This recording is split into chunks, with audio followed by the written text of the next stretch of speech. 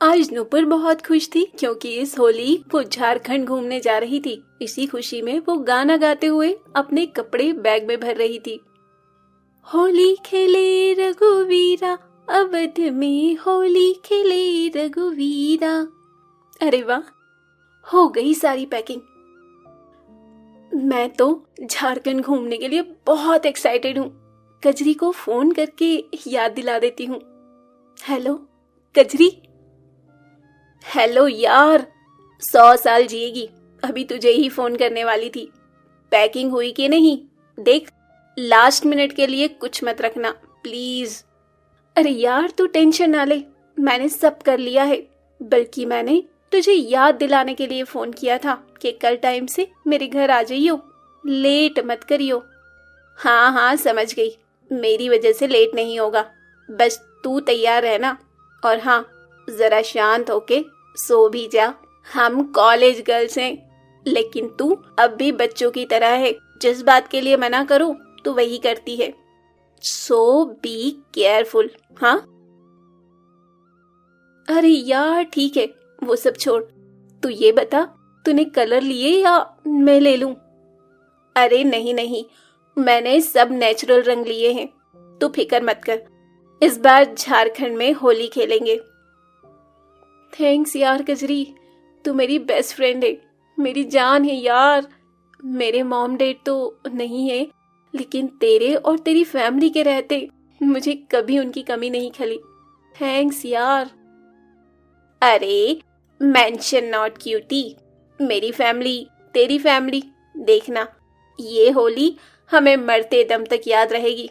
चल अब सो जा, रात बहुत हो गई है, कल मिलते हैं। Bye bye. अगले दिन कजरी और नुपुर ट्रेन से झारखंड के लिए रवाना हो जाती हैं।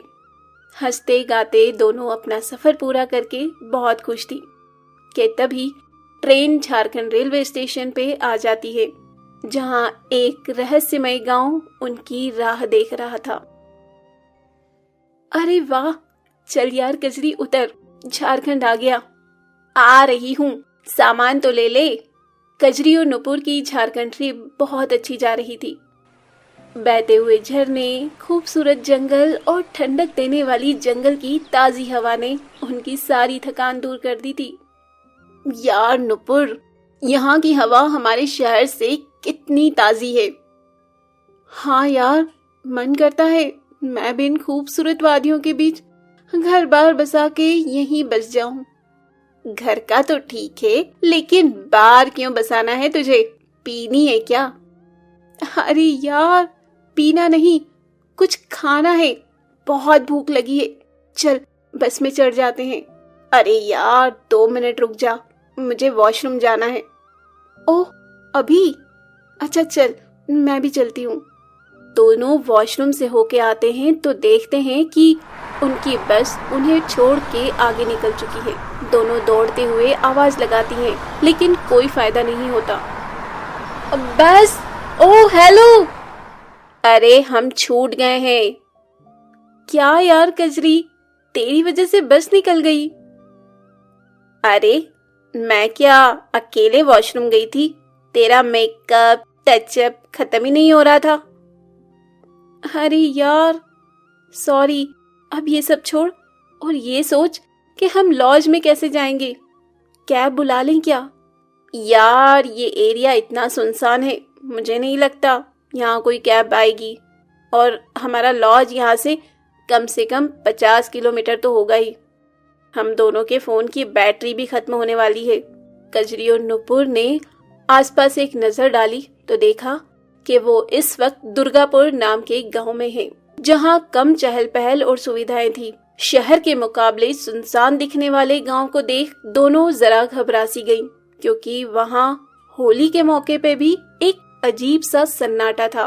पास ही में एक छोटी सी बाजार गली थी, लेकिन न तो वहां कोई फूल बिक रहे थे, न रंगोली और न ही होली के रंग। ऐसे त्योहार के समय में भी वहां एक अजीब खामोशी थी, मानो जैसे होली नहीं मातम का माहौल हो। यार कजरी, होली कल ही है ना?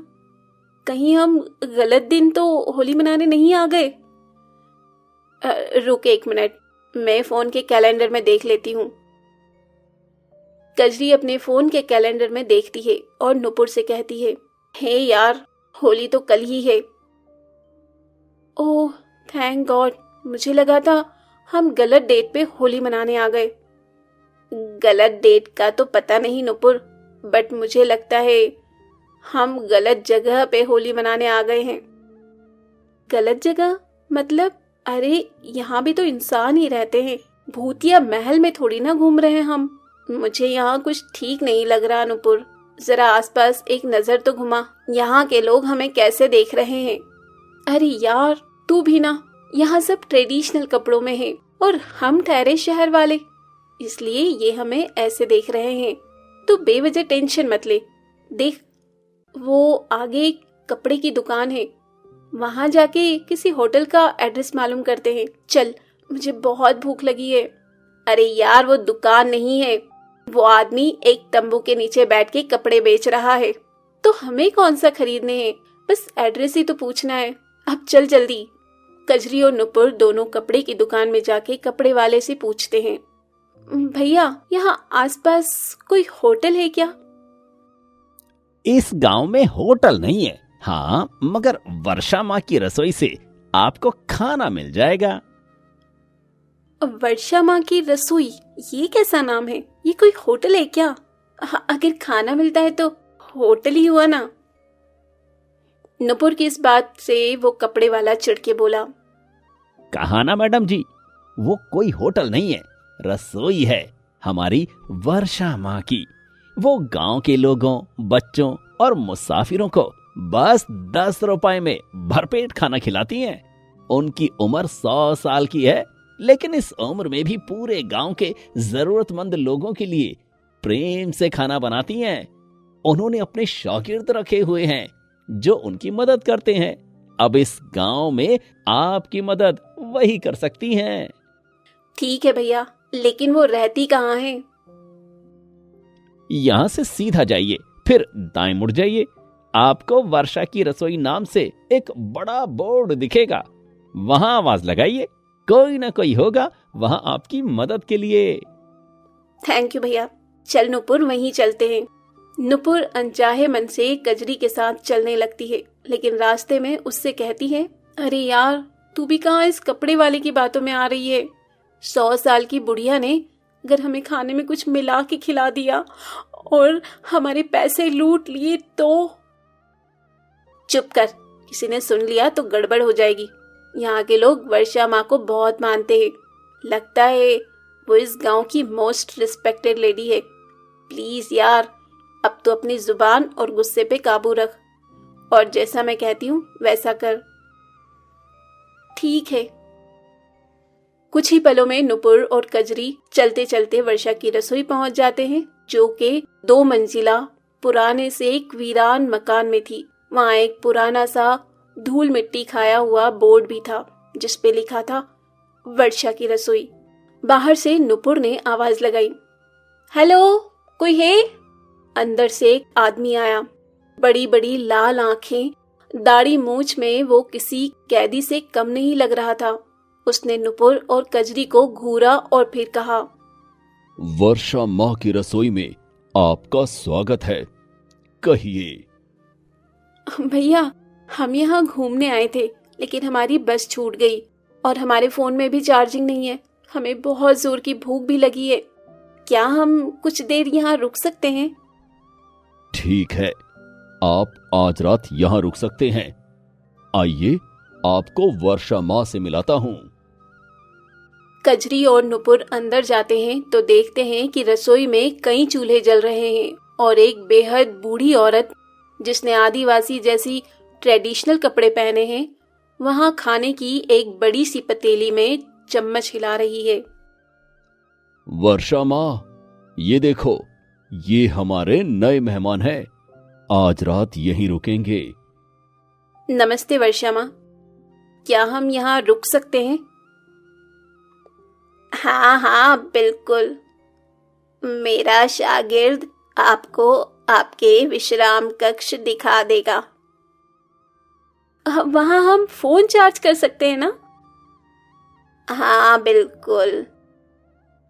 वाह, कितना अच्छा और शांत माहौल है इस गांव का। कल तो सबके साथ होली खेलने में बहुत मजा आएगा।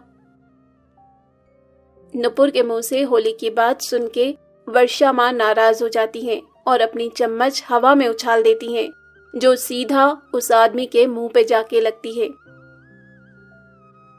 नहीं, यहाँ कोई होली नहीं खेलेगा, कोई भी नहीं। अरे अरे, ये आप होली के नाम से इतना क्यों चिढ़ रही हैं? ये तो प्यार का त्योहार होता है। अरे आप लोग समझिए, आपको होली खेलनी ही है तो कहीं और जाकर खेलिए, यहां इस गांव में नहीं। अब आप मेरे साथ आइए, मैं आपको आपका कक्ष दिखाता हूं। अरे ये क्या बात हुई? कोई जबरदस्ती है क्या? अरे मेम साहब, आप समझ क्यों नहीं रही हैं? ये जबरदस्ती नहीं, रीत है। इस गांव में पिछले 100 सालों से होली नहीं खेली गई, आज भी नहीं खेली जाती और ना ही कल खेली जाएगी। अगर आप लोगों को यहां रहना है और यहां का खाना खाना है तो चुपचाप मेरे साथ चलिए। नुपुर, ये भैया ठीक कह रहे हैं।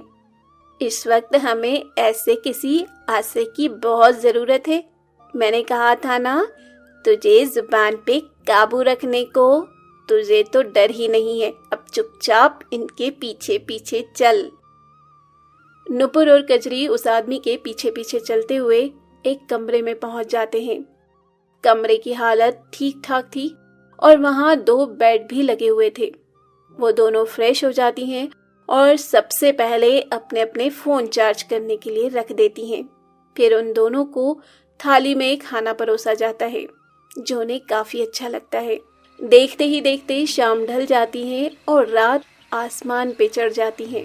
कजरी और नुपुर थकान के मारे सो जाती हैं।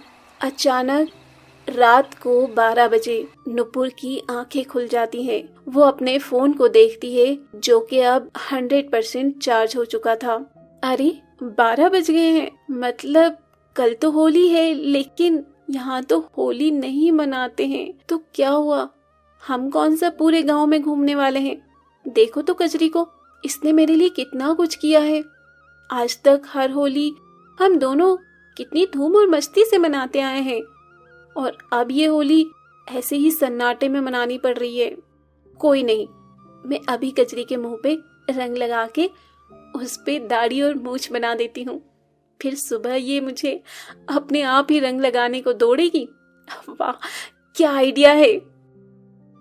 नुपुर कजरी के चेहरे पे दाढ़ी मूछ बना के फिर अपनी जगह पे सो जाती है।